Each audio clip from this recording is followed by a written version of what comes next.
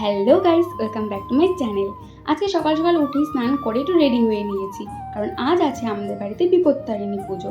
এরপরই চলে গেলাম ঠাকুর ঘরে কিছু জোগাড় করার জন্য। গিয়ে তো দেখি মার প্রায় সব জোগাড় করা শেষ। আমি বসে পড়লাম পুষ্পপত্র সাজাতে। বাড়িতে যখনই কোনো পুজো হয় আমি না এই পুষ্পপত্র সাজানোর দায়িত্বটা নিয়ে রাখি, কারণ এটা করতে আমার ভীষণই ভালো লাগে। এরপরেই চলে গেছিলাম একটু ফল কাটার জন্য। তারপরই সব কিছু রেডি করে ঠাকুর ঘরে বেশ সুন্দর করে সাজিয়ে রাখলাম। এরপর দেখতে দেখতে ঠাকুর মশাই চলে আসলো আর আমাদের পুজো শুরু হয়ে গেল।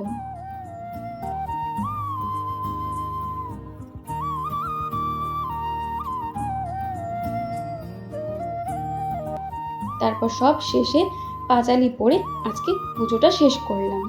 আজকের ভিডিওটা এইটুকুই, দেখা হবে অন্য কোনো ভিডিওতে। বাই।